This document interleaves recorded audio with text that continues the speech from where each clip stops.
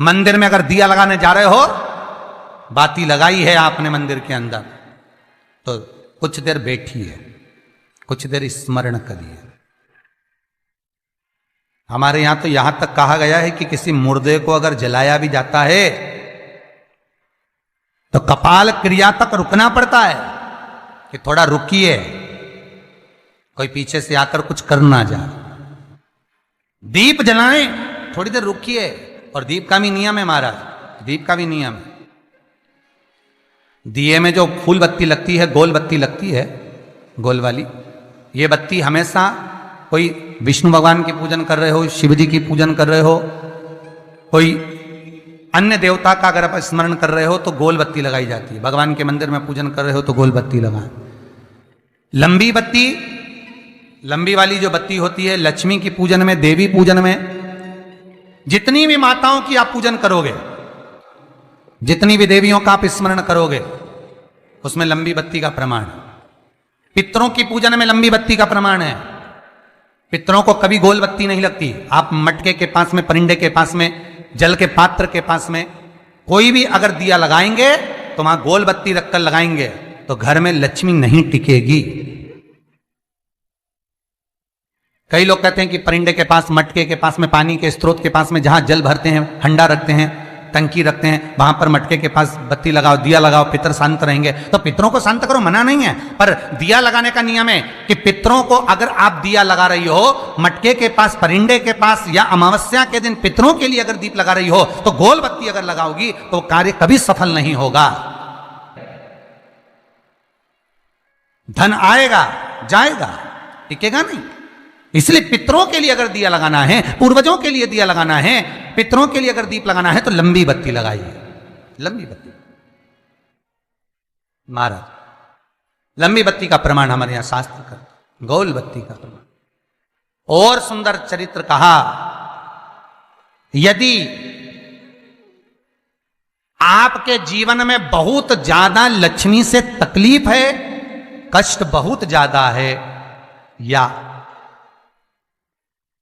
इसलिए शायद कहा जाता है कि भगवान को सर्वश्रेष्ठ कौन सा चंदन अच्छा लगता है। आपको पहले भी कथा में कहा, आगरा की कथा अगर किसी ने सुनी होगी तो उसमें वर्णन किया। भगवान को सर्वश्रेष्ठ चंदन कौन सा, भगवान को सर्वश्रेष्ठ चंदन कौन सा प्रिय है, वो कौन सा चंदन है जो भगवान विष्णु को लगाएं, राम को लगाएं, कृष्ण को लगाएं, वो कौन सा चंदन है जो श्री हरि को लगाया जाए। तो जीते जी भगवान विष्णु एक बार गले लगाते हैं, उसको कहते हैं हरि चंदन। कौन सा चंदन है? हरि चंदन। हरि चंदन बाजार में नहीं मिलेगा, हरि चंदन आपको बनाना पड़ेगा। कैसे बनाना है? तुलसी जब सूख जाए उसकी जड़ को निकाल लिया जाए, वो जड़ को पानी में धो लिया जाए, धोने के बाद उसको सिलवट्टे पर, पत्थर पर घिसा जाए और घिसकर उसमें थोड़ा सा कुंकू, रोली डालकर तैयार कर कर जो भगवान विष्णु के मस्तक पर, कृष्ण राम के मस्तक पर लगा देते हैं और उसकी एक बिंदी अपने हृदय पे लगा लेते हैं। जीते जी भगवान एक बार उसको गले लगाते ही हैं। हरि चंदन प्रियता। जैसे शिव महापुराण में रुद्र चंदन का भाव है, शिव महापुराण में रुद्र चंदन का प्रमाण दिया जाता है। अगर आपने लिंग पुराण पढ़ी हो तो उसका 5वां स्कंद अवश्य पढ़िएगा महाराज। और शिव महापुराण अगर पढ़ रहे हो तो उसका कुमार खंड पढ़िएगा, जिसमें रुद्र चंदन का प्रमाण है। रुद्र चंदन कैसा? रुद्र चंदन का प्रमाण कैसा? तो महाराज कहा, चंदन घिसकर, पीला चंदन घिसकर उस चंदन को 3 मुखी रुद्राक्ष पर लपेट लिया जाता है। 3 मुखी रुद्राक्ष पर उस चंदन को लपेटा जाता है। लपेटोगे उसके बाद उसको ऐसा गोल करोगे तो एकदम चिकना हो जाएगा, एकदम चिकना, ठीक है, एकदम चिकना हो जाएगा। और उस चंदन को आप शिवरात्रि के दिन, और कोई से भी महीने की शिवरात्रि, किसी भी महीने की हो, सब फलदायी होती है। अगर आप पंचांग में देखेंगे तो शिवरात्रि लिखी हुई आती है, हर महीने शिवरात्रि पड़ती है। किसी भी महीने की शिवरात्रि पर रुद्र चंदन, अर्थात जो चंदन का आपने 3 मुखी रुद्राक्ष में लेपन करा है, उसका गोला बनाया है, वो चंदन अच्छा मोटा मोटा कर लेना, अच्छा बढ़िया, ऐसा नहीं कि थोड़ा बहुत ही लगाओ, पूरा रुद्राक्ष दिखना नहीं चाहिए, पूरा लपेट कर उसको शंकर के शिवलिंग पर ले जाकर रख दीजिए और फिर धीरे धीरे शंकर भगवान का जल अभिषेक करना प्रारंभ कर दीजिए। वो चंदन पूरा धीरे धीरे शंकर के शिवलिंग पर डलना चाहिए। शंकर के मूल मंत्र श्री शिवाय नमस्तुभ्यम का जाप करिए। यह कहलाता है रुद्र चंदन। इस चंदन के अभिषेक से महाराज जो काम नहीं होता आप कर कर उस कार्य को प्राप्त कर सकते हो, सिद्ध कर सकते हो। रुद्र चंदन, हरि चंदन, रुद्र चंदन, ये वो चंदन है जो जीवन का सुख प्रदान करने वाले, हरि तत्व देने। मंगल है, राहु है, केतु है, दशा बेकार चल रही है, लक्ष्मी नहीं आ रही, कष्ट बहुत है, फैक्ट्रियां नहीं चल रही, कहीं मत जाओ, मेरे शिव की शरण में जाकर एक बार शिव महापुराण को पूरी सुनो। शास्त्र के हटकर कुछ नहीं बोलेंगे। जो शास्त्र सम्मत है, स्कंद पुराण में, विष्णु पुराण में, नर्मदा पुराण में, लिंग पुराण में, शिव महापुराण में, भविष्य पुराण में जितनी जितनी बातें लिखी होती है उसको छाट छाट कर लेकर आते हैं, आपको बता देते हैं कि आप ये कर लो, उससे फायदा मिल जाएगा। कोई ज्योतिषी नहीं, कोई कुछ नहीं, बस केवल भजन करो, शंकर का अनुमोदन करो और विश्वास रखो शंकर पर, तो किसी को 1 रुपया देने की जरूरत नहीं पड़ेगी। भजन करो, विश्वास शंकर पर रखना, जन्म मरण और परण वो देगा, सुख वो देगा, समृद्धि वो देगा। जिसके घर में बहु रिद्धि सिद्धि हो, जिसके घर में अमोद और प्रमोद पोते हो, जिसके घर में शुभ और लाभ दरवाजे पर बेटे बनकर विराजमान होते हो, जिसके घर में स्वयं अखंड सौभाग्य देने वाली पार्वती हो, जिसके घर में लक्ष्मी देने वाली लक्ष्मी बेलपत्र के पेड़ के नीचे झाड़ू लगाती हो, जो स्वयं सरस्वती को स्वर प्रदान करता है, वो शंकर है।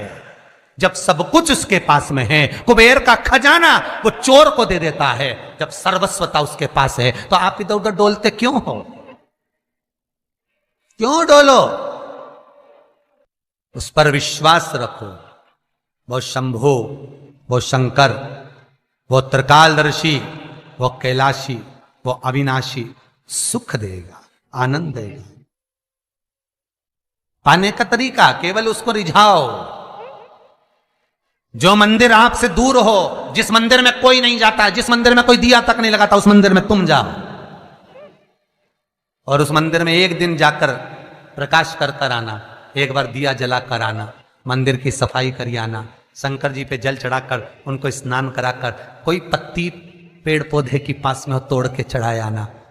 2-4 बार कर कर देखना कितना शांति, कितना धीरज, कितना आनंद, कितनी समृद्धि, कितनी लक्ष्मी मिलती है। तुम करोगे तुम्हारा पेट भराएगा, हम करेंगे हमारा पेट भराएगा। स्वयं करिए। तो ब्रह्मलोक के देवता ब्रह्मा हैं, बैकुंठ के देवता भगवान विष्णु हैं, और मृत्यु लोक का अगर कोई देव है तो वो महादेव है, केवल शंकर, केवल शिव, मृत्यु लोक का देव। अभी एक विचार करो, तुम्हारे घर में अगर थोड़ी सी तकलीफ आई तो सबसे पहले अमेरिका में लड़का रह रहा वो आएगा क्या? पूना में बच्चे रह रहे हैं वो आएंगे क्या? इंदौर में बेटी रह रही वो आएगी क्या? उज्जैन में कोई रह रहा है वो आएगा क्या? सबसे पहले वो आएगा जो तुम्हारे घर के पास होगा या घर के करीब में होगा, बिल्कुल लगा हुआ होगा या घर में होगा। अब आप कहां रहते हो? जितने लोग कथा सुन रहे हैं सही बताना, कहां रहते हो? पृथ्वी पर, मृत्यु लोक में रहते हो। और पुकार किसको रहे हो? ब्रह्मलोक में। पुकार किसको रहे हो? वैकुंठ लोक में। पुकार किसको रहे हो? इंद्रलोक में। और जो घर के घर में रह रहा है, जो तुम्हारे पास में रह रहा है, जो मृत्यु लोक में रह रहा है, उसको तो बुला ही नहीं रहा। कई लोग कहते हैं मृत्यु लोक। कई लोगों की आदत है, पड़ोसन को तो खूब चाय पिलाएंगे, पड़ोसन की काकी के तो